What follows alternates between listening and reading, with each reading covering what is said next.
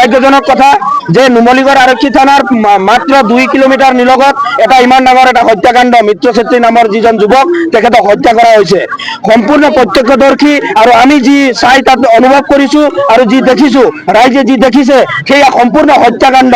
সেই হত্যাকাণ্ডত যিসকল জড়িত মাত্ৰ এজনক কৰায়ত্ব কৰি তেখেতসকলে দুখ সামৰি যিসকল দোষী সেই দোষীসকলৰ লগত মিতিৰালি কৰি ইয়াৰ যি আৰক্ষী বিষয়াসকলে তেখেতসকলক দোষী অভিযুক্তসকলৰ লগত দোষীসকলৰ লগত ইয়াত মিতিৰালি কৰি তেখেতসকলক যি দৃষ্টান্তমূলক শাস্তিৰ ব্যৱস্থা কৰিব লাগে সেয়া কৰা নাই। আমি বিগত সময়ছোৱাতো দেখিছো যে নুমলীগড় আৰক্ষী থানাত যিসকলে অপৰাধী প্ৰৱণমূলক যিসকল কাম এই কামবিলাকত যেতিয়া আমি আহো ইয়াত এই আৰক্ষী থানাৰ বিষয়াসকলে কোনো ধৰণৰ সহযোগিতা নকৰে আৰু এই কেছতো আমি দেখিছো এই ক্ষেত্ৰতো আমি দেখিছো যে ইয়াত তেওঁলোকৰ কোনো ধৰণৰ সহযোগিতা নাই, ৰাইজৰ লগত কোনো ধৰণৰ সহযোগিতা নাই।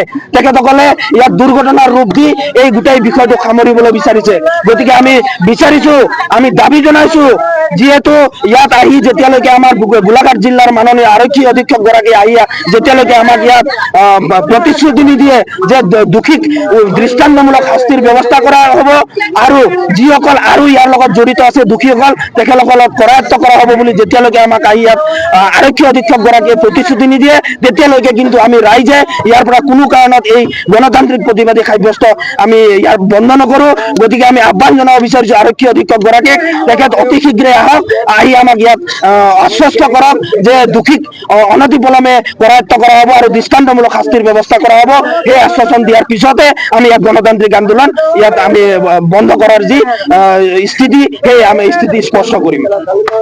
ঘটনাটো কি হৈছিলে মানে কালি 10টা বজাত ফোন আহিছে মোলে, ফোন আহি পেলাই সি কৈছে কি এক্সিডেণ্ট হ'ল। মই কৈছো কাৰ এক্সিডেণ্ট হ'ল? কৈছে কি মিত্ৰৰ হ'ল। তেতিয়া ক'ত আছো বুলি কৈছো মই। তেতিয়া সি কৈছে কি গংগা হোটেলৰ ওচৰত আছো তেলগাঁৱত। মই তাতে হোটেলখনতে আছো। সি কৈছে মই কৈছো মই হোটেলতে আছো। সি কৈছে কি ইয়াত নহয় বাইপাছত হৈছে এক্সিডেণ্টটো। মই কৈছো কেলে মিছা কথা কৈ আছ, সঁচাটো ক বুলি কৈছো। নাই কোৱা। তাৰপিছত তাৰ পৰা তাত গ'লোগে, তাৰপিছত তাই মোক ক'লে কি তই ইয়াত আহিব নালাগে, বাইপাছত তই নাহিবি বুলি ক'লে। সোণাপুৰ ফেক্টৰীৰ ওচৰত হৈছে বুলি কৈছে।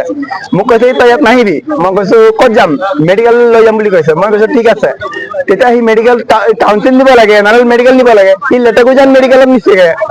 তাৰপিছত লেটেকুজান মেডিকেলত নিয়াতে মই আধা ঘণ্টামান তাত বহিলোগে, নাই মানুহটো নাই।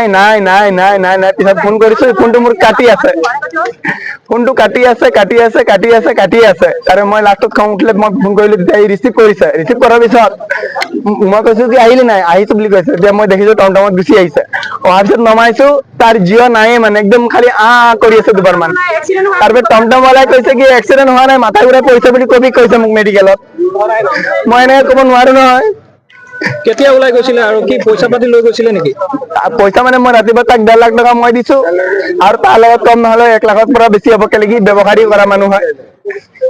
কি পইচাৰ কাৰণে আমি কি ভাবো মানে ডাইৰেক্ট এইটো হত্যা কৰিছে, মিলিজুলি হত্যা কৰিছে এইটো। কিয় হত্যা কৰে বুলি ভাবে? ইয়াক কিয় মানে টমটম ড্ৰাইভাৰটো আছে যিটো ৰোহিত তাতে সি জানে আৰু তাক সুধিলে ওলাব আৰু আমাক ন্যায় লাগে আৰু এই আৰক্ষীও মানে আমাক ন্যায় কৰি দিয়ক আৰু ইতিমধ্যে আৰক্ষীয়ে লোহিত তাতেকটো জেললৈ পঠালে। জেললৈ আপোনালোকে যে প্ৰতিবাদ কৰি আছে মৃতদেহ লৈ, কিহৰ কাৰণে কৰিছে? কি আমাক দাবী? ন্যায় লাগে, আমাক ন্যায় লাগে। আমাৰ মানুহ মৰি গ'ল, আকৌ ই বিন্দাছ থাকিব। কালি তাৰ নিজৰ মিত্ৰ মানুহ যাব, এই শীঘ্ৰ কি কয় এইটো আপোনাৰ ভিভিটি মানুহ যাব, গৈ আনিব 10-12 হাজাৰ টকা দিব, ঘোচ ঘাচ খুৱাব, জামিনত লৈ আনিব, আকৌ এনেকুৱাই হ'ব। এইটোৱে চলি থাকিব নেকি? কালি আৰক্ষীয়ে কি কৈছিলে সেইটো কওক। কালি আৰক্ষীয়ে একোৱে কোৱা নাই আমাক। এক্সিডেণ্ট কেছ আৰক্ষীয়ে আইচি ছাৰে কৈছে, তালে আইচি ছাৰে গৈছে, নোযোৱা নহয় আইচি ছাৰে। আইচি ছাৰে গৈ পেলাই কি কৈছে, এনেকে এক্সিডেণ্ট হলে মানুহ মৰিবও পাৰে কৈছে, কিন্তু সি একো নহল। সি কৈছে মোক হাতটো ভাঙি গল, কিন্তু তাৰ হাত ভঙাই নাই, তাৰ হাত একেবাৰে ভঙা নাই। তাৰপিছত মই আৰু অলপ দেৰি পিছত কল কৰিছো, কৰাৰ পিছত তই ক'ত আছে, মেডিকেলত আছোং বুলি কৈছে। মোক আইচি ছাৰে কৈছে তোমালোকে যোৱা। আইচি ছাৰে কিন্তু মোক ফোন কৰি কৈছে, তোমালোকে এই আইচি ছাৰে মোক ফোন কৰি মাতিছে, মতাৰ পিছত কৈছে কি তোমালোকে মেডিকেলত যোৱা, মেডিকেলত গৈ পেলাই তাক মাতা বুলি কৈছে। হত্যাকাণ্ডত আন লোক জড়িত হৈ আছে বুলি ভাবিছে নেকি? আছে বুলি ভাবিছে? আছে। কোন আছে, কিবা নাম? নাম মই এনেকে ক'ব নোৱাৰো। কেইজনমান আছে? এই তাক অকলে মাৰিব নোৱাৰিব, তাক অকলে মাৰিব নোৱাৰে। বা কেনেকৈ কিমানজন মানুহৰ কথা? তাৰ আকৌ লোহিত তাঁতিৰ মোবাইলটো সোনা ভূমিছে উঠাইছে। মই নামটো পুৰা সুধিছো, তোৰ নাম কি? সোনা ভূমিজ কৈছে। তোৰ ঘৰ ক'ত? ঔগুৰি বুলি কৈছে। আমি জানো কেইবাজনো লোক মিলি আছে। কেইবাজনো আছে। কেলে কি সি কৈছে কি মানুহটো বিহজ হৈ আছে, লোহিত তাঁতি বিহজ হৈ আছে বুলি কৈছে, আৰু সি যোৱাতে বিহজ চিহজ নাই, উঠাই আনিছে, চিধা কথা। আকৌ সি কৈছে মোৰ হাত ভাঙি গল ফাৰ্মাচীত থৈ। আপোনালোকে চাব পাৰে হাত ভঙা নাই তাৰ, মিছা কথা, হাত ভঙা নাই। আৰক্ষীয়ে আমাক ন্যায় দিয়ক, আৰক্ষীয়ে এইখিনি মানে লুকুৱাই নেপেলাওক কেছখিনি। এতিয়া লুকুৱাই পেলাইছে বুলি আপোনালোকে ভাবে? আমি ভাবিছো লুকুৱাই পেলাইছে, একদম ৰাইট। আমাক ন্যায় লাগে, কেলে কি মানুহ ডেড বডি আহিছে, পষ্টমৰ্টেম হৈ আহিছে, তাৰ আগতে গুচি গ'ল। এইটো তাক চালান দি দিলেগে। এতিয়া তাক কমচে কম আপোনালোকে তাক ডেড বডি আহি পেলাই ল'ব লাগিছিলে। 24 ঘণ্টা একো আপডেট নাই, একো সুধা নাই, একো নাই। তাৰ লগত কোন কোন আছে, কি কি আছে উলিয়াব লাগিছিলে ন, উলিয়াব লাগে নহয়। আমাক দি দিয়ক, আমি উলিয়াম নহয়, আমি ৰাইজে ওলাম। মোক এৰেষ্ট কৰক, মোক ডাইৰেক্ট সোমাই দিয়ক, মই সোমাই যাম জেলত। মই ডাইৰেক্ট সোমাই যাম।